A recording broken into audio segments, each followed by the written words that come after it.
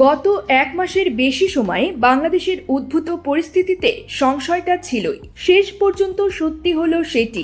2024 সালে নারী টি-20 বিশ্বকাপ বাংলাদেশ থেকে সরিয়ে সংযুক্ত আরব আমিরাতে নেওয়া হয়েছে। গতকাল এক সংবাদ বিজ্ঞপ্তিতে এটি জানিয়েছে আইসিসি। আগামী অক্টোবরে বাংলাদেশে এই টুর্নামেন্টটি হওয়ার কথা ছিল।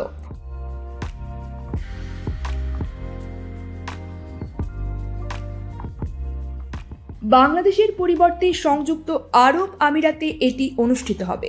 গতকাল মঙ্গলবার এক ভার্চুয়াল বোর্ড মিটিংয়ে এই সিদ্ধান্ত নেয় আন্তর্জাতিক ক্রিকেট কাউন্সিল। মিটিংয়ের বরাত দিয়ে ক্রিকেট ভিত্তিক ওয়েবসাইট ক্রিকবাজ এ তথ্য জানিয়েছে। ক্রিকবাজ বলছে, আইসিসির বোর্ড মিটিংয়ে অংশগ্রহণকারী বোর্ড সদস্য ও পরিচালকরা একমত হন যে বাংলাদেশের চলমান পরিস্থিতিতে আন্তর্জাতিক টুর্নামেন্ট অনুষ্ঠিত হতে পারে না।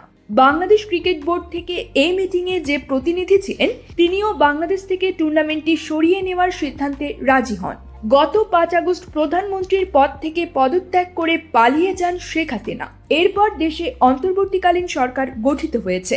তবুও বাংলাদেশের আইন শৃঙ্খলা পরিস্থিতি নিয়ে সন্তুষ্ট নয় অনেক দেশ।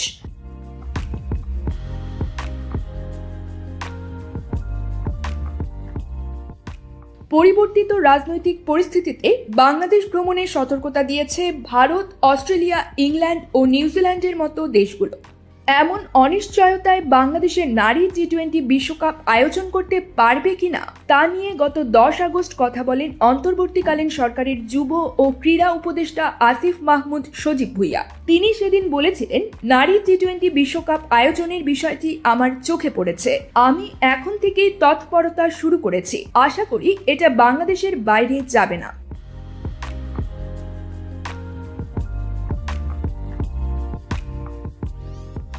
দেশ গঠনের সময়ে যদি এরকম কিছু ঘটে তাহলে সেটা আমাদের ভাবমূর্তির জন্য খুবই ক্ষতিকর হবে। এরপর গত রবিবারও ক্রীড়া উপদেষ্টা বলেন, এটা আয়োজন করতে পারা আমাদের জন্য একটা ভালো মাইলফলক হবে। যেহেতু বাংলাদেশ একটা সংকটকাল পার করছে, একই সঙ্গে যারা আমাদের মেহমান হয়ে আসবে তাদের নিরাপত্তা নিশ্চিত করাও আমাদের দায়িত্ব।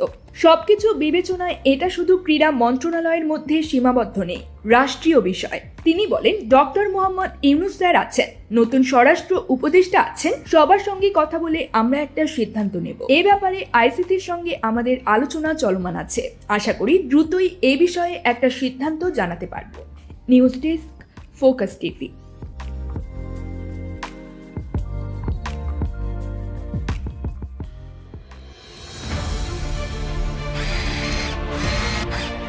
আলোতে থাকুন, ফোকাসে থাকুন, হাত রাখুন প্রজন্মের হাতে।